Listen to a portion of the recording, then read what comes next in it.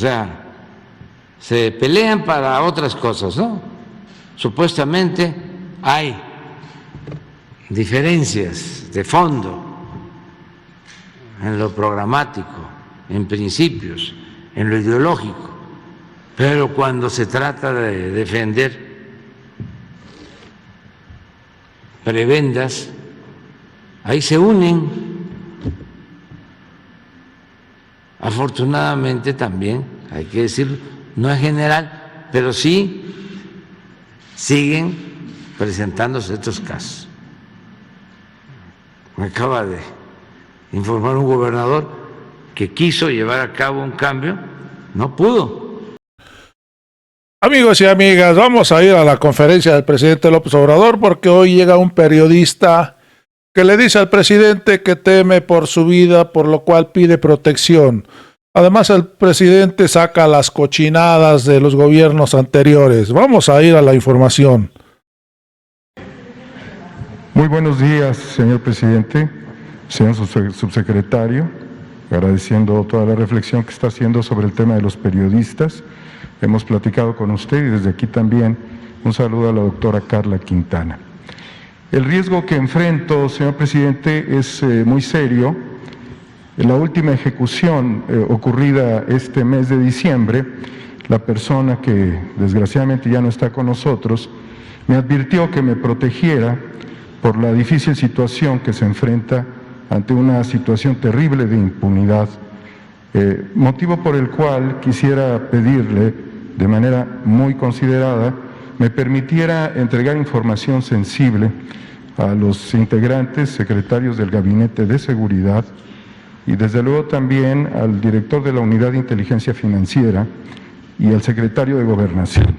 No solamente quiero hablar por mí, ni por lo que me pudiera pasar, sino por otras personas y también por los fallecidos. Entonces, si usted me autoriza, señor presidente, integraría en las próximas horas carpetas con información sensible. Por un lado, muchas gracias. En otro sentido, gracias, doctor Alejandro, hay un tema, señor presidente, que tiene que ver con el endeudamiento de los estados, que resulta ser muy lamentable, sobre todo en estos tiempos que son muy cercanos a las etapas electorales. Caso concreto, el Estado de México, que tiene un endeudamiento el año pasado de 8,000 millones y que pudiera ascender a 10,000 millones más que estaría solicitando el gobernador para acompañar las estrategias de la Cuarta Transformación respecto a conectividad y vialidades en relación al aeropuerto Felipe Ángeles. La situación es de que la deuda estaría ascendiendo a 68,000 millones.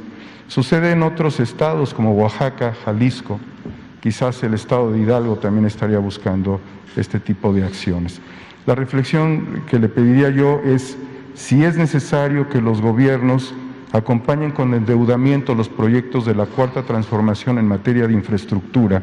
Si bien la Cuarta Transformación ya tiene definida el presupuesto y no fuese necesario, y luego por la experiencia que se tiene, el mal uso de los recursos públicos en procesos electorales, al final de los sexenios, endeudamiento para los pueblos y una serie de calamidades que todos conocemos. Muchas gracias, señor presidente, por las dos.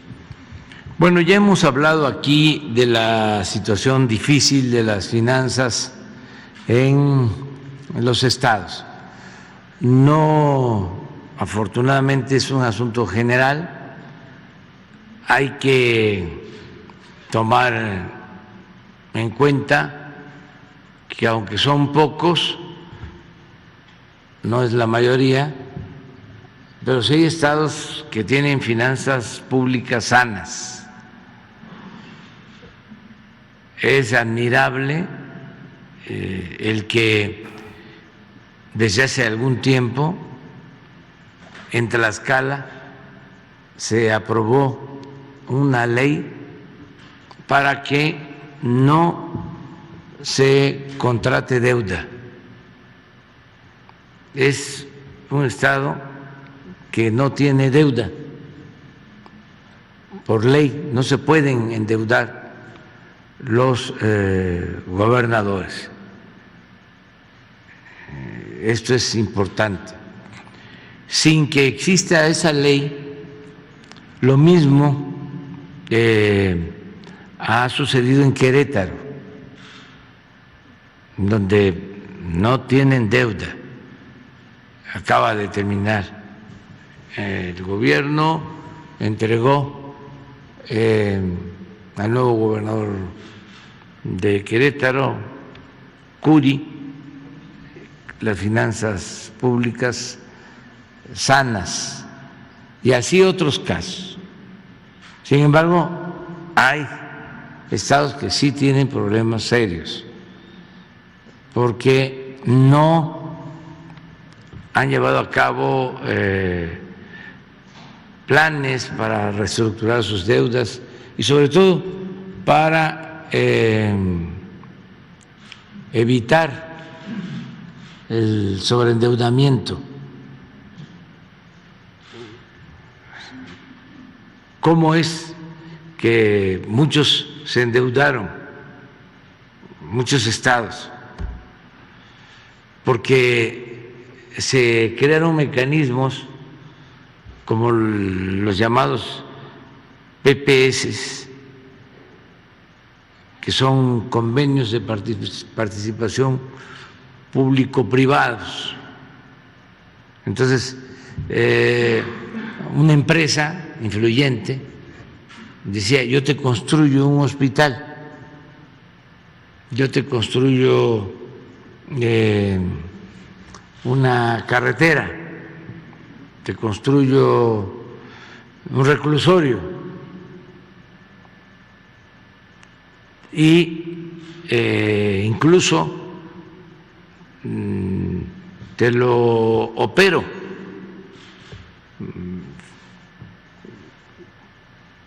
Llegaron a privatizar pues las funciones que corresponden al Estado, al gobierno. Y esas obras las hacían y los cobros resultaban excesivos, porque además de que la obra tenía sobreprecios, había que pagar intereses altísimos. Hay hospitales que para 125, 150 camas que los están cobrando en 7, 8 mil millones de pesos. En el caso del Estado de México, por ejemplo, el hospital de Zumpango deben de estar entregando 200 millones de pesos al año a la empresa y van a entregar esto durante 20 años. Entonces, todo eso pues fue acumulando deuda, porque Hacienda les hacía el descuento a estas empresas que tenían influencias, les permitían que Hacienda hiciera el descuento de las participaciones a los estados. Llegó este asunto al extremo de que se aprobó una ley para que los estados, mejor dicho, los gobernadores, antes de salir, tuviesen que pagar todas sus deudas de corto plazo. Si no, caían en ilegalidad. Entonces, ¿qué sucede? De que para pagar las deudas de corto plazo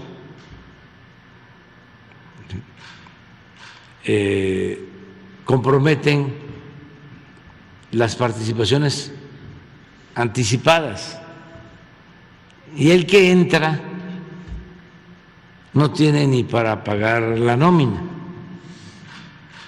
Es un caso, por ejemplo, de Colima, que en 3 meses solo le dejó a la nueva gobernadora el 5% de las participaciones. O sea, si le correspondían a Colima en los 3 meses, qué sé yo, 1,000 millones de pesos, le dejó 50.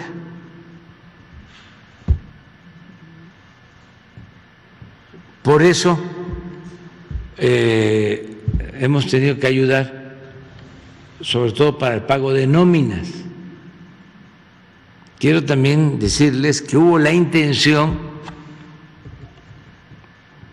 que son de las cosas que no se dicen o no se conocen, pero como estás tocando el tema, tuvo la intención de hacer una reforma para quitar ese candado y que no se sancionara si no pagaban los créditos de corto plazo. Pero sí, la verdad, nosotros no promovimos eso. Se mantuvo vigente esa ley, pero sí hubo la demanda. Fue hasta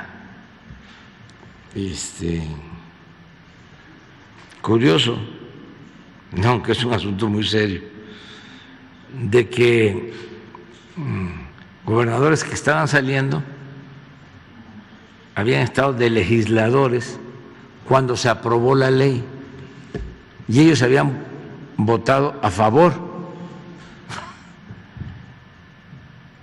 y lamentaban, decían ellos, que habían cometido un error, cuando no fue así, porque si no estaría peor la situación financiera en los estados. Entonces, sí hay que buscar la forma de seguir saneando las finanzas. Ya hay mucha conciencia en la mayoría de los gobernadores, de las gobernadoras. Sobre ese tema se habló ahora que nos reunimos. Hicimos el compromiso de que íbamos a ayudar para los cierres de año. La Federación ha estado ayudando, sobre todo para el pago de las nóminas y aguinaldos, que eso no se puede quedar a deber, es inconstitucional y es hasta pecado social. No se le puede retener el salario a un trabajador. Entonces, en ese caso vamos saliendo y ya no hay problema. La mayoría de los estados están recibiendo anticipos para que paguen las nóminas, los aguinaldos. Hay estados que no han solicitado ningún apoyo porque tienen recursos propios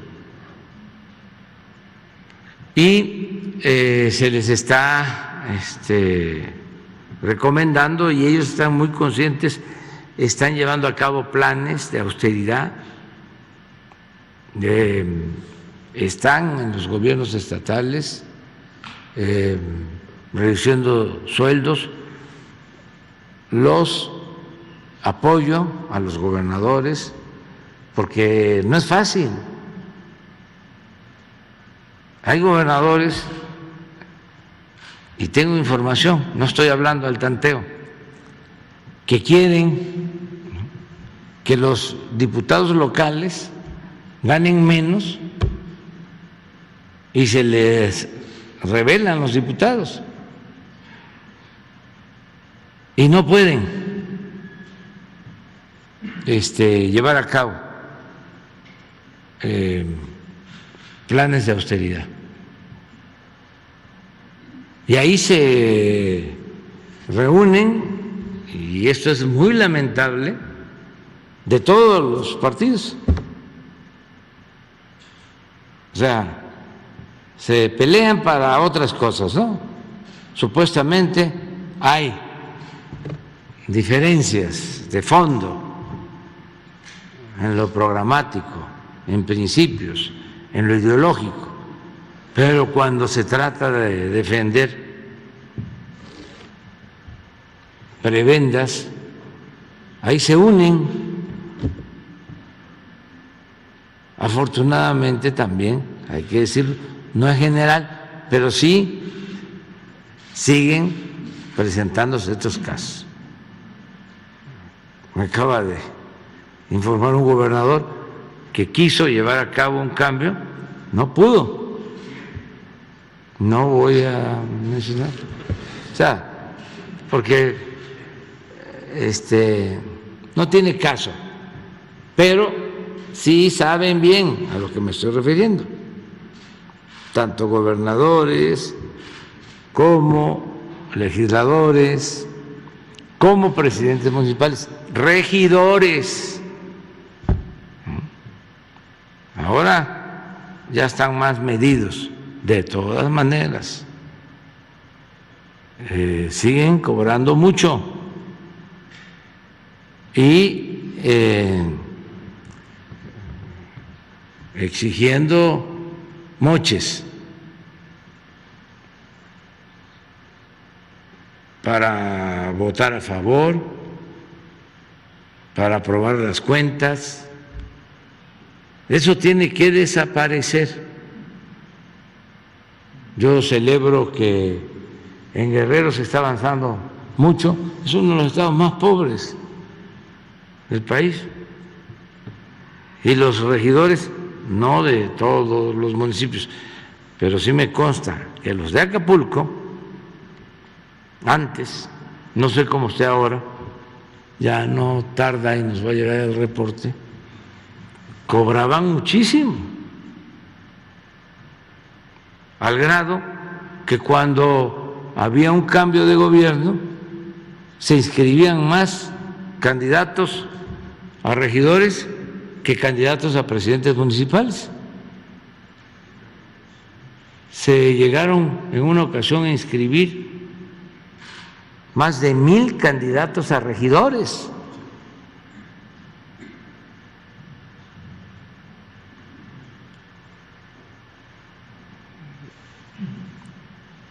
Y no con el propósito de servir, o no todos con el propósito de servir, sino porque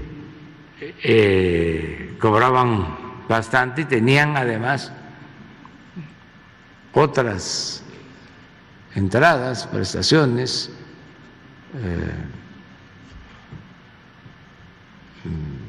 otros privilegios. En el Estado de México, lo mismo. Esto ya tiene tiempo, desde hace 40 años, 50. Ahí fue el primer estado en donde, además del sueldo, al legislador le daban un presupuesto. ¿Qué tiene que ver la función legislativa con la ejecución de obras? Si eso corresponde al Poder Ejecutivo. Por eso es la división de poderes. Al legislativo corresponde las leyes, la aprobación del presupuesto, pero no el ejercicio del presupuesto. Eso es del Ejecutivo, el hacer las obras. Pues acá les daban presupuesto para entregar materiales de construcción, Ese modelo, al final los trasladaron hace poco a lo federal y de ahí surgieron los famosos moches, donde para obtener los votos habían 3 partidas que se repartían a los diputados federales y senadores. Lo de la construcción de calles y banquetas, no sé si lo notaron algunos ciudadanos, pero habían banquetas buenas y las destruían y las volvían a construir. Porque esa partida la manejaban los legisladores, la repartían. También no todos, pero bueno, en este caso casi todos. Había excepciones, pero la regla era que entregaban oficios de autorización y un legislador no solo podía negociar ese oficio de autorización para banquetas y calles con su presidente municipal, en aquel entonces con su jefe de delegación, sino podía, si era un legislador de Chihuahua, podía entregar la obra a un presidente municipal de Yucatán. O si era un legislador de Chiapas, podía entregar la obra a un gobernador de Nuevo León o a un presidente municipal de Nuevo León. Entonces, aquí tengo 10 millones de pesos, 20, nada más que me vas a dar un soborno, un moche. Si no me das un 10%, un 15%, porque ya no era diezmo, ya se habían pasado, si no me vas a dar eso, yo hago la obra. O mejor dicho, yo recomiendo a la empresa que haga la obra. Y así distribuían lo de banquetas, calles, cultura, toda la infraestructura de cultura y deporte, la infraestructura para deporte. Entonces, venía la votación, reforma energética,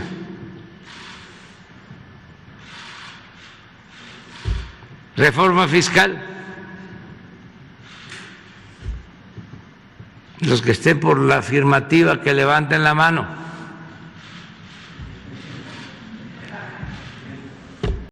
Amigos y amigas, me despido de esta información. Ya sabes, si te gustó, suscríbete a este canal, dale manita arriba, activa la campanita y lo más importante, comparte la información para que el pueblo de México esté enterado de lo que está haciendo este presidente con la cuarta transformación de la vida pública de este país.